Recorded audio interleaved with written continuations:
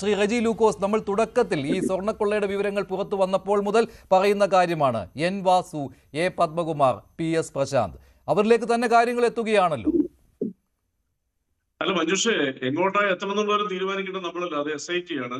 ബഹുമാനപ്പെട്ട ഹൈക്കോടതിയുടെ നിർദ്ദേശപ്രകാരം അതിനെക്കുറിച്ച് മുൻവിധിയുടെ ആവശ്യമില്ല. നിങ്ങൾക്ക് ഈ കഴിഞ്ഞ ദിവസങ്ങളിൽ വാർത്ത കൊടുത്തത് ചർച്ച ചെയ്തതും ഉദ്യോഗസ്ഥന്മാരിൽ തീരും. അതുകൊണ്ട് ഈ അന്വേഷണം അവസാനിച്ച് SIT റിപ്പോർട്ട് കൊടുക്കുന്നുണ്ടായിരുന്നു. പക്ഷെ അങ്ങനെ മാത്രമല്ല, വാസുവിലേക്ക് പോകണമെന്നും പറഞ്ഞിരുന്നു, പത്മകുമാറിലേക്കും പോകണമെന്ന് പറഞ്ഞിരുന്നു, പ്രശാന്തിലേക്കും പോകണമെന്ന് പറഞ്ഞിരുന്നു. വാസുവിലേക്ക് പോയി.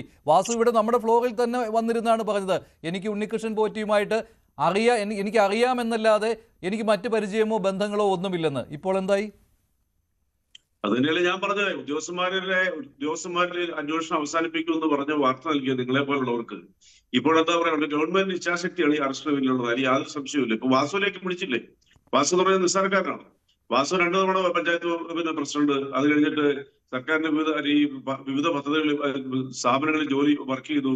അതുകൂടാണ്ട് 2 തവണ Devaswom commissioner, Devaswom board president ഒക്കെ ആയിട്ടുള്ള ഒരു വ്യക്തിയെ കയ്യാവുമ്പോൾ ജയിലിൽ ഇടണമെന്നുണ്ടെങ്കിൽ ഇപ്പൊ നിങ്ങൾ പറഞ്ഞ വാദഗതിയായിട്ട് എങ്ങനെ പൊരുത്തപ്പെടുന്നത്? അതുകൊണ്ട് ഇനി അടുത്ത ആരിലെ നെക്സ്റ്റ് ആരാണ് 1, 2, 3 എന്ന് പറഞ്ഞ് നിങ്ങൾ തീരുമാനിക്കേണ്ട. അത് അടുത്ത ആൾ ആരാണ്? പത്മകുമാറാണ്. പത്മകുമാറിനെ അറസ്റ്റ് ചെയ്തിരിക്കും. പത്മകുമാർ അധികം നാളൊന്നും ചോദ്യം ചെയ്യലിൽ നിന്നും മാറി നിൽക്കാൻ പറ്റത്തില്ല. കാരണം നിയമം ഒരിക്കലും അനുവദിക്കുന്നില്ല. താൽക്കാലികമായിട്ട് 1 2 ദിവസം മാറി നിൽക്കാം. ചോദ്യം ചെയ്യുന്നതുകൊണ്ട് ഒരാൾ കുറ്റവാളിയാണെന്ന് പറയാൻ പറ്റുമോ? പത്മകുമാറിന്റെ സംശയത്തിന് നിലനിലാണെന്ന് കാര്യത്തിൽ എനിക്ക് യാതൊരു സംശയമില്ല. ഞാൻ ഈ ചർച്ചകളിലൊക്കെ പറഞ്ഞിട്ടുണ്ട്. പക്ഷെ നീതിപരമായ രീതിയിലുള്ള അന്വേഷണം നടത്തി ഹൈക്കോടതിയിൽ SIT റിപ്പോർട്ട് കൊടുക്കും. ഇനിയിപ്പോ 2 ആഴ്ച കൊടുത്തു കഴിയുമ്പോൾ ഹൈക്കോടതി അതിന്റെ മറ്റു പ്രൊസീജിയേഴ്സ് കടന്നു കഴിയുമ്പോഴത്തേക്ക് നമുക്ക് അറിയാൻ പറ്റും ആരൊക്കെ കുറ്റവാളികൾ. ഇതിലിപ്പോൾ വാസു അകത്തായത് ഈ ചെമ്പുപാളികൾ സ്വർണമെന്ന് രേഖപ്പെടുത്തിക്കൊണ്ടുള്ള ഒരു നിർദ്ദേശം നൽകിയതിന്റെ ഒരു കത്തിടപാടിന്റെ അല്ലെങ്കിൽ ദേവസ്വം ബോർഡിന്റെ ഒരു ഉത്തരവിന്റെ അടിസ്ഥാനത്തിലാണ്. അത് നമ്മൾ നേരത്തെ പറഞ്ഞ പോലെ ദ്വാരപാലകരുടെ സ്വർണ്ണപ്പാളികളുടെ അല്ല, ശ്രീകോവിലിലെ മുഖ്യവാതിലിൻ്റെതല്ല, കട്ടിളയിലെ സ്വർണ്ണപ്പാളികൾ. എവിടെയൊക്കെയാണ് ഇവർ കണ്ണുവെച്ചത് എന്നുള്ളത് അത്ഭുതപ്പെടുത്തുന്ന കാര്യമാണ്.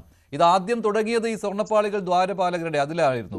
അവിടെ നിന്ന് ഹൈക്കോടതി വിജിലൻസിന്റെ റിപ്പോർട്ടും പ്രത്യേക അന്വേഷണ സംഘത്തിന്റെ റിപ്പോർട്ടും പരിഗണിച്ചപ്പോഴാണ് ഞെട്ടിക്കുന്ന മറ്റു വസ്തുതകളിലേക്ക് പോയത്. അതിനു മുൻപേ വാതിലിലെ സ്വർണവും കൊള്ളയടിച്ചു, വാതിൽ പാളികളിലെ സ്വർണവും കൊള്ളയടിച്ചുവെന്ന് ഇവിടെ വാസുവിന്റെ ഈ റിമാൻഡ് റിപ്പോർട്ടിൽ തന്നെ പറയുന്ന കാര്യമാണ്.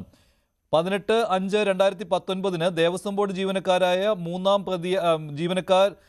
മൂന്നാം പ്രതിയായ എൻ വാസു അടക്കമുള്ള 3 മുതൽ 7 കൂടിയ പ്രതികളും 2019 കാലയളവിലെ ദേവസ്വം ബോർഡ് അംഗങ്ങളുടെയും അറിവോടുകൂടി, ദേവസ്വം ബോർഡ് അംഗങ്ങൾ എന്ന് പറയുമ്പോൾ ദേവസ്വം ബോർഡ് പ്രസിഡന്റും അംഗങ്ങളും അറിവോടുകൂടി ഇളക്കിയെടുത്ത് 1-ാം പ്രതിയുടെ കൈവശം കൊടുത്ത് ചെന്നൈ സ്മാർട്ട് ക്രിയേഷൻസ് എന്ന സ്ഥാപനത്തിലെത്തിച്ച് ഈ പാളികളിൽ റിക്കവറി ചെയ്ത 409 ഗ്രാം സ്വർണം ഉൾപ്പെടെ ആകെ ലഭ്യമായ സ്വർണത്തിൽ പ്ലേറ്റിംഗ് ഇൻവോയ്സ് ഉൾപ്പെടെയുള്ള ചെലവുകൾ കഴിഞ്ഞുള്ള കാര്യങ്ങൾ ചെയ്തു എന്നാണ് സ്വർണം കട്ടയാക്കിയത്. ഇതൊക്കെ പറഞ്ഞിട്ടാണ് കാര്യങ്ങൾ പോകുന്നത്. അതായത് ദേവസ്വം ബോർഡ് അംഗങ്ങളുടെ കൂടി അറിവോട് കൂടിയാണ് അന്നത്തെ കമ്മീഷണറായ എൻ വാസു ഇത് ചെയ്തു വെച്ചത്. മറ്റ് പ്രതികളുടെ കൂടി സഹായത്തോടു കൂടി, ഈ മുരാരി ബാബു അതുപോലെ തന്നെ സുധീഷ് കുമാർ, ഇവരുടെയൊക്കെ അറിവോടുകൂടി ഇത് സഹായത്തോടു കൂടി ചെയ്തത് എന്നുള്ളതാണ്. അപ്പോൾ അന്ന് എ പത്മകുമാർ ആയിരുന്നു. സ്വാഭാവികമായിട്ടും പത്മകുമാറിലേക്ക് എത്തും. അതുകൊണ്ടാണ് ചോദ്യം ചോദിക്കുന്നത്. പത്മകുമാർ ദേവസ്വം ബോർഡ് പ്രസിഡന്റ് ആയിരുന്നു അന്ന്. ഈ പത്മകുമാറിന്റെ കാലത്താണ് ഈ 3 കാര്യങ്ങൾ സംഭവിച്ചത്. ദ്വാരപാലകരുടെ സ്വർണ്ണപ്പാളികളുടെ കാര്യത്തിലും, മുഖ്യവാതിലിലെ സ്വർണ്ണപ്പാളിയുടെ കാര്യത്തിലും, കട്ടളയിലെ സ്വർണ്ണപ്പാളിയുടെ കാര്യത്തിലും ഒക്കെ ഈ അപഹരണം നടന്നത്, ഈ സ്വർണം കൊള്ളയടിച്ചത് പത്മകുമാറിന്റെ കാലത്താണ്. 2017 മുതൽ അല്ലേ, അദ്ദേഹം 2017 നവംബർ 15 മുതൽ 2019 നവംബർ 15 വരെ തിരുവിതാംകൂർ ദേവസ്വം ബോർഡിന്റെ പ്രസിഡന്റ് പദവിയിൽ ഉണ്ടായിരുന്നു. ആ സമയത്താണ് ഈ കാര്യങ്ങൾ നടന്നതെല്ലാം. അല്ല, തീർച്ചയായിട്ടും ആ റിപ്പോർട്ട് മുഴുവൻ ഞാൻ വായിച്ചു. ഞാനത് പൂർണ്ണമായിട്ടും വായിച്ചു. 5 പേജ് ഞാൻ വായിച്ചു. അതിനകത്ത് വ്യക്തമായി ബോധ്യപ്പെടുത്തുന്ന കാര്യങ്ങളാണ് തന്നെ മഞ്ജുഷ് പറഞ്ഞത്. അതിനൊന്നും ഒരു തർക്കമില്ല. കാരണം ആർക്കും നിഷേധിക്കാനും പറ്റത്തില്ല. ഞാൻ പറഞ്ഞതല്ല, പത്മകുമാർ കുറ്റവാളിയാണെന്നുണ്ടെങ്കിൽ അന്വേഷണ സംഘം കണ്ടുപിടിക്കട്ടെ. എന്തായാലും പത്മകുമാറിനെ ചോദ്യം ചെയ്യാനായിട്ട് നോട്ടീസ് നൽകി എന്നുള്ളൊരു സത്യമാണ്. അപ്പൊ പത്മകുമാറിലേക്ക് ഇത് അടുക്കുന്നു എന്ന് നമുക്ക് നിഷേധിക്കാൻ പറ്റത്തില്ല. അത് ഒരു വസ്തുതയാണ്. പക്ഷെ പത്മകുമാറാണ് ആരാണ് കുറ്റവാളികൾ എന്ന് പറയാൻ നമുക്ക് എന്താ അധികാരമുണ്ട്? ഞാൻ പത്മകുമാറിനെ ന്യായീകരിക്കാത്തൊരു വ്യക്തിയെ ഈ കഴിഞ്ഞ 1 മാസമായിട്ട് ഈ വിഷയം പുറത്തു വന്നതിന് ശേഷം പത്മകുമാറിനെ അവർ ഡിഫെൻഡ് ചെയ്യാൻ ഞാൻ ഒരിക്കലും ശ്രമിച്ചിട്ടില്ല. പക്ഷെ അയാളെ കുറ്റവാളിയാണെന്ന് പറയാൻ ഞാൻ ശ്രമിച്ചിട്ടില്ല. കാരണം അത് തീരുമാനിക്കേണ്ടത് അന്വേഷണ കോടതിയാണ്. അതിലേക്ക് വരട്ടെ.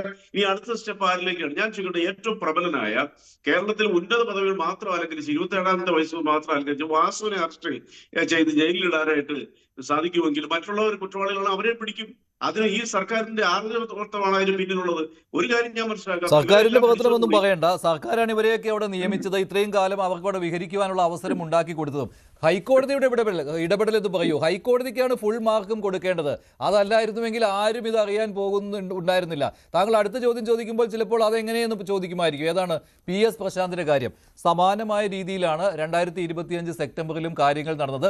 അതിന് ഒരു വർഷം മുൻപ് തന്നെ അതിനുവേണ്ട കരുക്കൾ നീക്കി തുടങ്ങിയിരുന്നു. അതായത് ദ്വാരപാലകരുടെ സ്വർണ്ണപ്പാളികൾ വീണ്ടും ചെന്നൈയിലേക്ക് കൊടുത്തുവിടാൻ. അതും ഹൈക്കോടതി കണ്ടെത്തി. വിജിലൻസിന്റെയും അതുപോലെ തന്നെ SITയുടെയും ഒക്കെ റിപ്പോർട്ട് പരിഗണിച്ച്. അപ്പോൾ ഹൈക്കോടതിക്കാണ് കൈയടി കൊടുക്കേണ്ടത്, സംസ്ഥാന സർക്കാരിനല്ല. ഇപ്പോൾ നാണം കെട്ട് സംസ്ഥാന സർക്കാർ അവസാനം മുഖം രക്ഷിക്കാൻ വേണ്ടി ജയകുമാർ സാറിനെ ആ പദവിയിലേക്ക് കൊണ്ടുവരുന്നു എന്നേ ഉള്ളൂ. അല്ലാതെ നാട്ടിലിറങ്ങി നിങ്ങളുടെ റിപ്പോർട്ടർമാരുടെ ജനങ്ങളുടെ മുമ്പിൽ റിപ്പോർട്ടാക്കാൻ പറ്റാം എങ്ങനെയാണ് സർക്കാരിന്റെ ഈ റിപ്പോർട്ടൊക്കെ ഒരു തവണ വായിച്ചു നോക്കിയാൽ ജനങ്ങൾ തന്നെ തിരിച്ചു ചോദിക്കും. അത്രയേ ഉള്ളൂ. കാരണം അത്രമാത്രം കാര്യങ്ങളുണ്ട് ഹൈക്കോടതിയുടെ ഉത്തരവുകളിലും അതുപോലെ തന്നെ SITയുടെ അന്വേഷണ റിപ്പോർട്ടിലുമൊക്കെ. അതായത് ഈ അന്വേഷണം 2004 മുതൽ 2014 ഈ പോറ്റി അവിടെ കുടിയേറിയത്. അവിടെ മുതൽ ആരെല്ലാം ഭരിച്ചിരിക്കുന്നു, ഏതെല്ലാം ഓടും പ്രഭാരണം അന്വേഷണം നടക്കുന്നതായിട്ടാണ് എനിക്ക് കിട്ടുന്ന വിവരം. അത് നമുക്ക് എല്ലാവർക്കും കിട്ടുന്നുണ്ട്. അതിലൂടെ ആരൊക്കെയാണ് ഈ കുറ്റവാളി ലിസ്റ്റിലേക്ക് വരുന്നതെന്നൊക്കെ പറയുമ്പോഴത്തേക്കും നിങ്ങൾക്ക് ബോധ്യമാകും LDF സർക്കാർ ഭരിച്ചതുകൊണ്ടാണ് ഇത് പുറത്തു വന്നുകൊണ്ടുവരും. പിന്നെ ചോദ്യം ചോദിച്ചതിനകത്ത് റിലവന്റ് ആയ ഒരു ക്വസ്റ്റൻ ഉണ്ട്. ഈ സർക്കാർ ഭരിക്കുമ്പോഴല്ലേ കളവ് നടക്കണമെന്ന്. മൈൻഡ് റീഡിംഗ് പിന്നെ മിഷൻ എന്ന് വെച്ചിട്ടില്ലല്ലോ ഒരാളെ ഒരു സ്ഥാപനത്തിലേക്ക് കയറ്റി അയക്കുന്നത് അല്ലെങ്കിൽ അവിടെ അപ്പോയിന്റ് ചെയ്യുന്നത്. അവര് കുറ്റവാളിയാണെന്ന് കാണുമ്പോൾ അവരെ പിടിച്ച് ശിക്ഷിക്കുക എന്നുള്ളതാണ് ഒരു ഗവൺമെന്റിന്റെ നിയമവ്യവസ്ഥയുടെ ബാധ്യത. അത് നിർവഹിക്കുന്നുണ്ട്. അതുകൊണ്ട് സർക്കാരിനെ സംബന്ധിച്ചുള്ള നിങ്ങൾ ആദ്യമൊക്കെ വ്യാഖ്യാനിച്ചെത്ത ഒരു കാരണവശാലും വാസുവിനെ ഒന്ന് പിടിക്കുന്നില്ലെന്നുണ്ടായി. വാസുവിനെ പിടിച്ച് ജയിലിട്ടില്ലേ? എഴുത്തും ചോദിച്ചാൽ വാസുവിനെ പിടിച്ച് വാസു ഉഴപ്പാനൊക്കെ ശ്രമിച്ചു. ഈ പറയുന്ന ന്യൂസ് എയ്റ്റീൻ ഉൾപ്പെടെയുള്ള മാധ്യമങ്ങളിൽ അതേ നൽകിയ വളരെ വിചിത്രമായ കമന്റുകളൊക്കെ നമ്മൾ കേട്ടോണ്ടിരിക്കുന്നത്.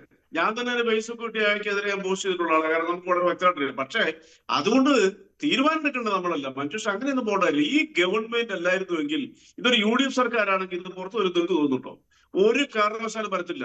അത് LDF സർക്കാരിൻ്റെതാണ്. അതാണ് നമ്മുടെ ജനങ്ങളുടെ മുമ്പിൽ എന്താണോ പറയുന്നത് അതേപോലെ ചെയ്യുന്ന ഒരു ഗവൺമെന്റാണ്. അനിൽ പിള്ളയിൽ ഈ സർക്കാർ